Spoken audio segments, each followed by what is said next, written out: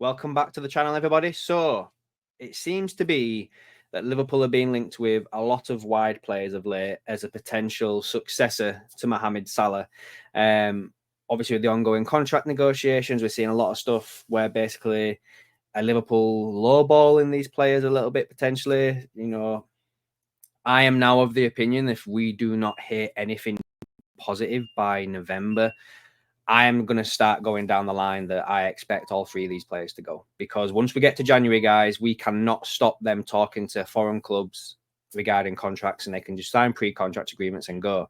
Obviously, we can still have negotiations with them, but we've got literally no power then to stop the players from going wherever they want to go.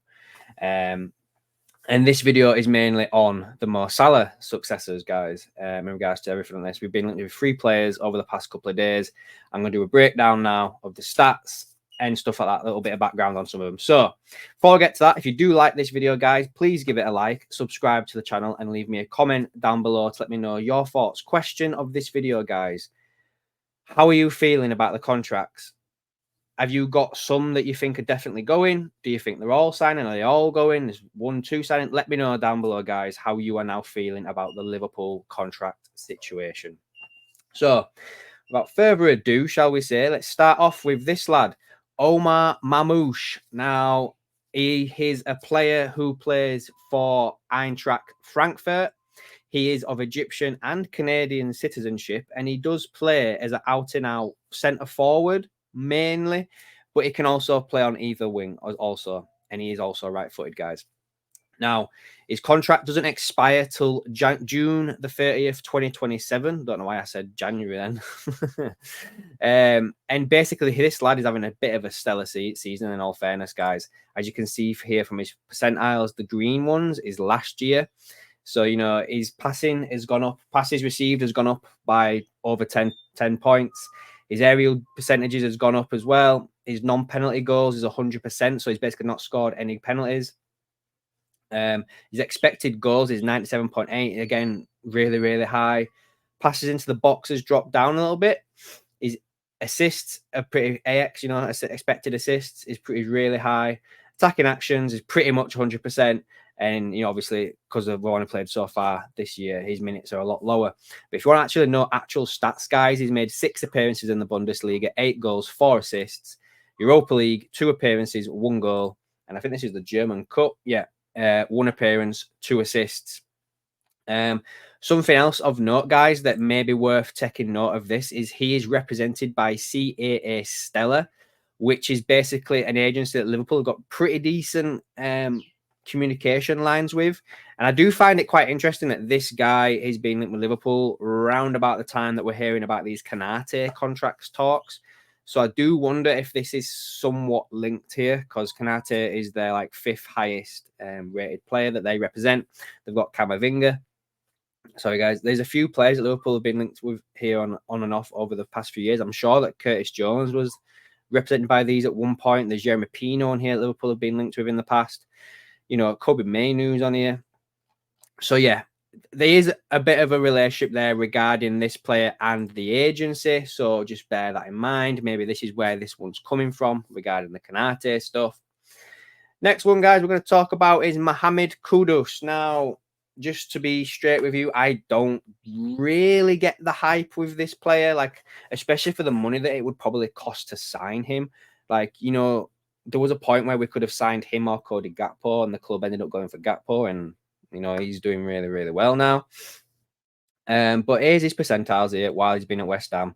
So as you can see, his progressive carries have gone up this year compared to last. So has his dribbles, his non-penalty goals as well as dropped, which is good because obviously he's not scoring a lot of penalties. XG and XA has gone up a lot, as in his assists, pretty low. Key passes is round about the same. Attacking actions has gone up really high. And obviously his minutes is played is a lot lower because of we're only so far through the season. I don't get the hype around Kudus. I really don't. This year alone, guys, 7 appearances, 1 goal in the league, 2 appearances in the Carabao, 1 assist. He's left-footed. He mainly plays out there on the right, like Mohamed Salah. So he would be a bit of a like-for-like replacement. His contract, though, guys, technically here doesn't expire until 2029. Like it says here that his contract expires 2028, but then he's got a further option for a year, so 2029. Like, and they signed him for 43 million. Did West Ham, so you could probably look at double that to try and sign this lad. Do you guys think that Mohamed Kudus is worth 80+ million pounds? Like, I know there was a lot of people in the summer window that were begging for this lad to come to us, and I just don't see it. Like, what did he do last year? 33 games in the league, 8 goals, 6 assists. Europa League, 9 games, 5 goals. Carabao, 3 games, 1 goal.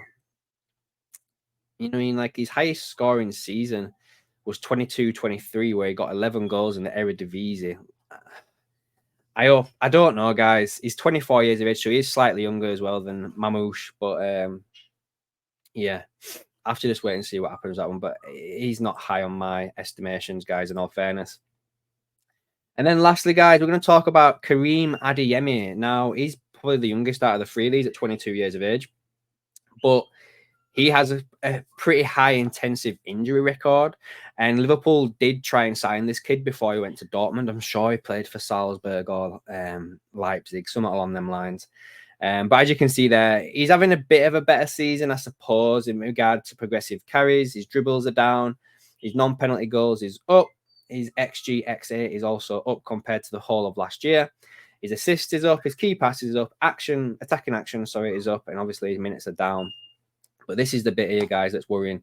We've only just gone out and signed Chiesa, who's out injured, you know what I mean? So do we really want to go and replace Mohamed Salah, someone who is hardly ever bloody injured, and replacing him with this? As you can see, going back to 2020, like, not too bad there. But then he misses 49 days in 22-23 for a torn muscle fiber, which is free Germany games. Same again, torn muscle fiber in February the 20th, 2023. He missed 38 days, 7 games for Dortmund and Germany. And then now he's also injured right now, guys. Like, he's expected to be out for 49 days and miss 8 games for Dortmund. Like, for me, it's not someone that Liverpool should be looking at to replace Mohamed Salah, who is being practically injury free. But anyway, out of the three of those guys, who would you go for? I mean, Marmoush seems to be having a bit of a breakout season in Germany. Kudus, I don't really rate. Adeyemi, I just can't with his injury record, especially after signing Chiesa. I don't know. If I had to pick out of these three, probably Marmoush, in all fairness. But again, he's right-footed and mainly plays down the middle. Do we need someone else who plays there? And is them links just down to the fact that Liverpool are trying to get a Canate deal sorted out? So anyway, guys, that's it for this video. Let me know down below what you think on all of this, and obviously the question of the day regarding the contracts. And I'll catch you in the next one.